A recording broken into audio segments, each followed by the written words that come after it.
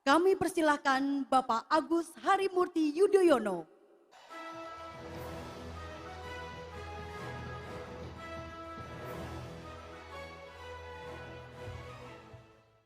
Bismillahirrahmanirrahim. Assalamualaikum warahmatullahi wabarakatuh.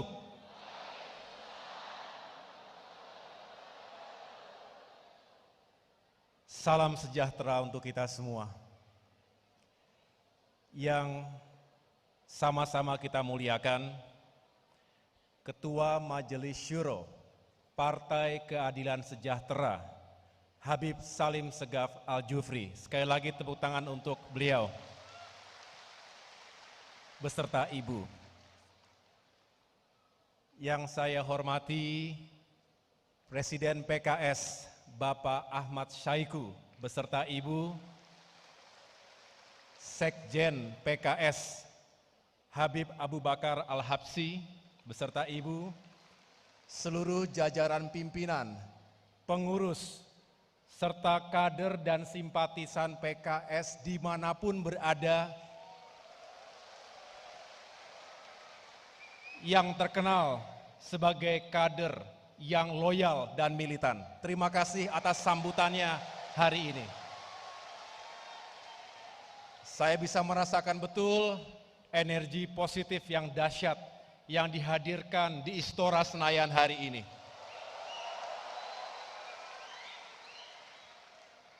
Yang saya hormati pula para tamu undangan, para tokoh yang juga telah berkenan hadir, tentunya terutama dari Partai Nasdem, Bapak Ahmad Ali sebagai Wakil Ketua Umum. Mohon maaf, tidak dapat saya sebutkan satu persatu, tidak mengurangi rasa hormat saya tentunya. Dan marilah Bapak Ibu sekalian, kita berikan tepuk tangan sekeras-kerasnya kepada yang kita cintai dan banggakan, calon Presiden Republik Indonesia, Saudara Anies Rashid Baswedan, beserta Ibu.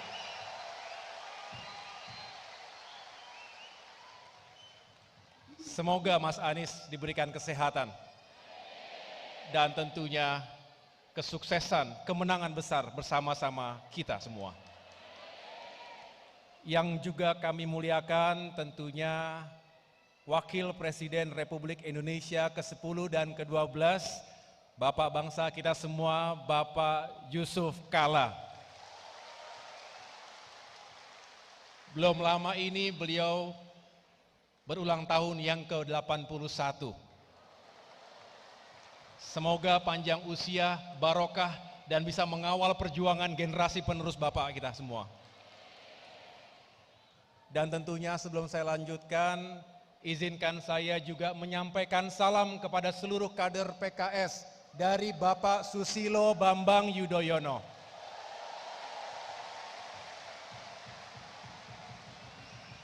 Mohon maaf, tidak bisa hadir secara langsung saat ini beliau berada di Pacitan. Tetapi doa dan ucapan selamat mengiringi kebersamaan kita semuanya. Saya tidak sendirian, saya hadir bersama jajaran pimpinan dan pengurus Partai Demokrat. Saya mohon berdiri, ada Sekjen, ada Ketua Fraksi DPR RI, dan teman-teman lainnya.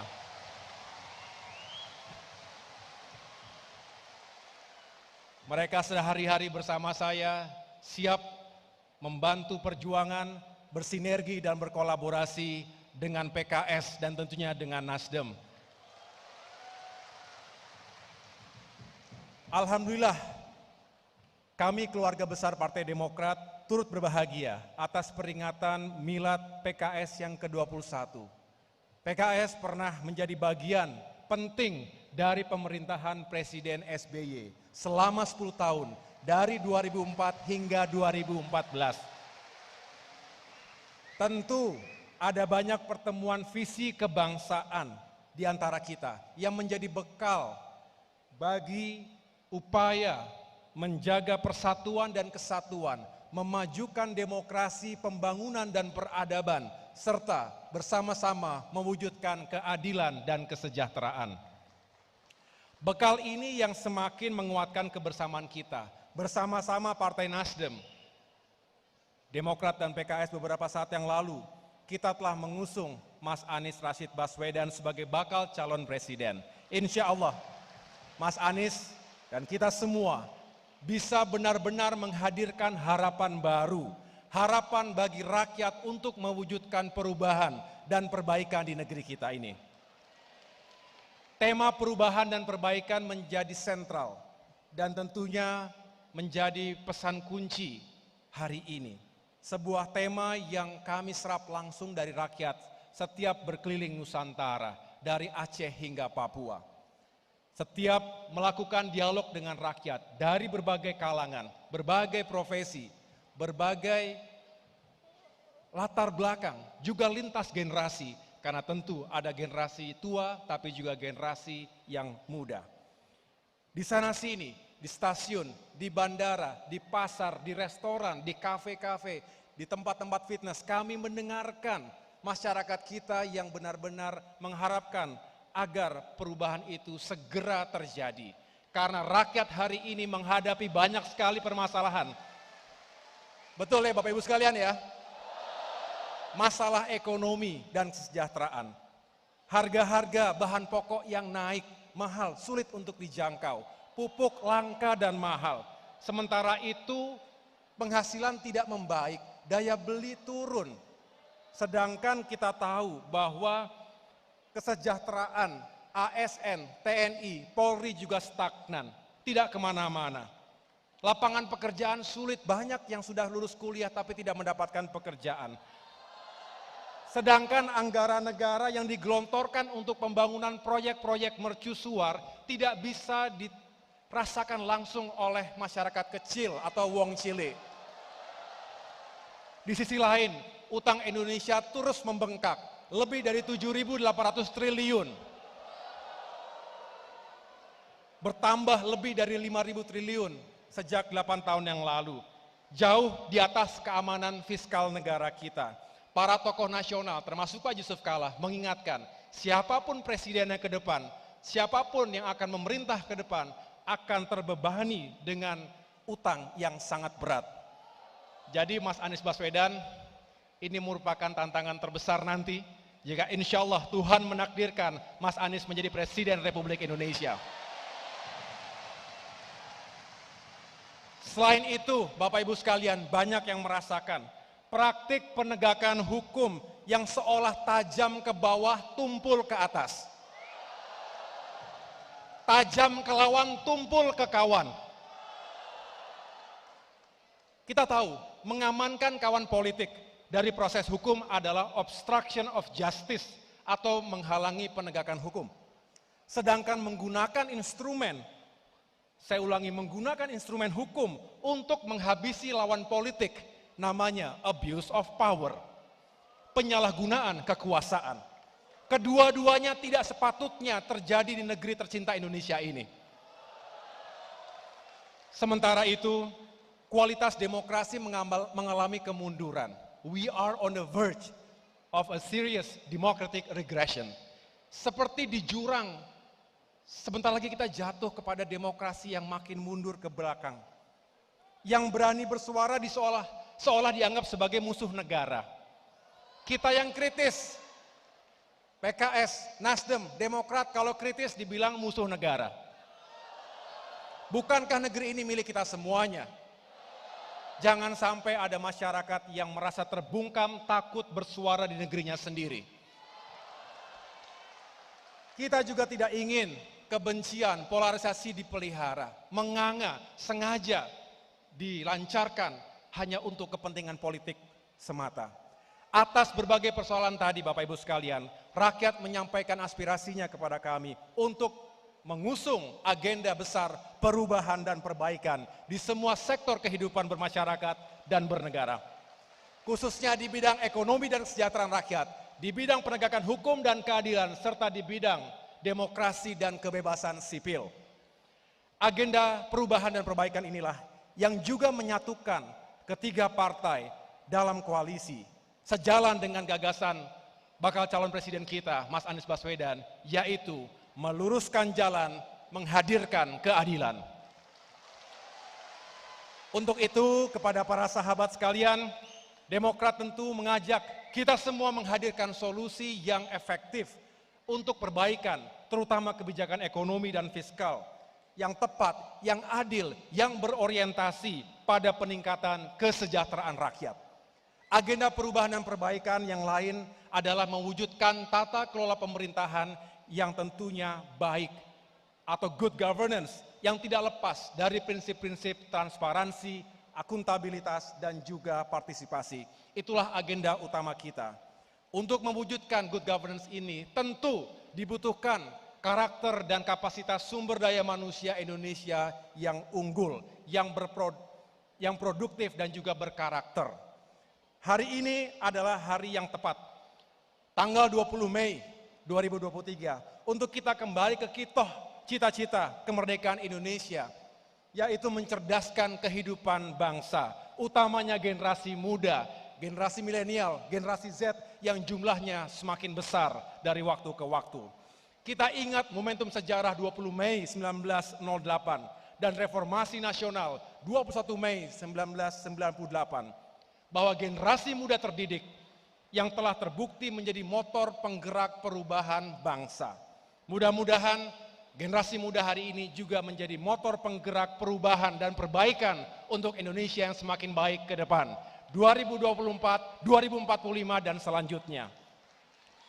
Karena itu Bapak Ibu sekalian, sudah sepatutnya kita mengutamakan pembangunan manusia dibandingkan pembangunan yang sifatnya serba benda. Pembangunan infrastruktur itu penting, dibutuhkan, tetapi jangan sampai menomor sekiankan pembangunan manusia. Indeks pembangunan manusia, Human Development Index, mengatakan utamakan pendidikan, kesehatan, dan juga kesejahteraan. Kalau tadi Presiden PKS, singkatan PKS, ya sama, menjadi pintar, menjadi kaya, menjadi sehat. Jadi PKS sudah pada poros yang sangat tepat untuk mewujudkan ketiga elemen utama manusia tadi. Jadi kalau kita bisa meningkatkan SDM-nya, tentu kita bisa meningkatkan pembangunan yang lebih berkualitas lagi. Termasuk jika SDM-nya maju, maka negaranya juga akan semakin maju. Bapak Ibu yang saya muliakan, pintu untuk melakukan perubahan dan perbaikan tadi terbuka dalam pemilu 2024 mendatang. Itulah momentum terbaik 5 tahunan bagi rakyat Indonesia untuk menentukan nasibnya sendiri. Kita tentu berharap pemilu 2024 berlangsung secara aman, damai, jujur, adil, dan demokratis.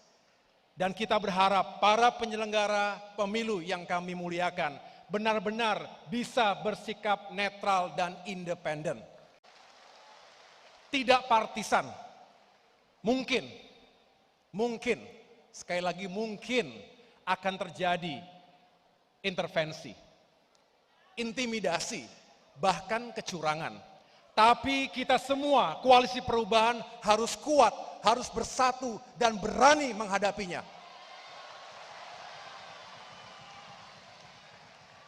Who dares wins. Siapa yang berani akan menang. Tapi keberanian tidak lahir begitu saja. Keberanian lahir dari hati yang bersih, tulus, dan ikhlas. Oleh karena itu, kami hormat dan mengucapkan terima kasih kepada Ketua Majelis Syuro PKS, Habib Salim Segaf Al-Jufri, yang baru saja kemarin, mengingatkan kita semua bahwa segala keberhasilan itu terletak pada hati yang bersih. Berikhtiarlah dengan tulus dan ikhlas, berkompetisilah dengan sehat, dengan tetap mengutamakan persatuan dan keutuhan bangsa. Mudah-mudahan saya tidak salah mengutip kalimat bijak beliau pada sholat Jumat kemarin. Akhirnya, kami sekali lagi mengucapkan Dirgahayu PKS. Semoga di usianya yang ke-21 tahun ini, PKS semakin maju dan sukses. Mari bersama-sama kita gelorakan, kita bangkitkan energi perubahan dan perbaikan ini. Dan akhirnya saya ingin menutup dengan pantun. Karena tadi saya dibisik oleh Sespri, jangan sampai lupa pantunnya. Karena Presiden PKS itu ahli pantun.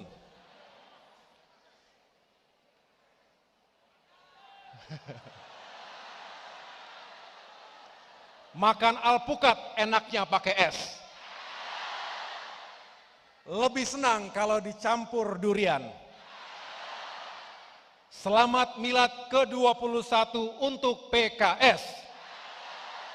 Teruslah berjuang untuk keadilan dan kesejahteraan. Satu lagi boleh? Oh, nambah jadinya, nambah kita. Gelombang datang, kapal terguncang. Tali kemudi dipegang erat. Jangan bimbang dalam berjuang. Kuatkan hati bersama Demokrat. Boleh iklan sedikit, katanya live tadi semuanya masalahnya. Terima kasih sekali lagi. Luar biasa PKS, semangatnya, militansinya, dan kesetiaannya. Semoga koalisi perubahan ini benar-benar mendapatkan ridho Allah Subhanahu wa Ta'ala, Tuhan yang Maha Kuasa, menuju perubahan dan perbaikan untuk Indonesia yang semakin baik dan maju ke depan. Selamat Mas Anies Baswedan menjalankan amanah besar ini. Terima kasih. Wassalamualaikum warahmatullahi wabarakatuh.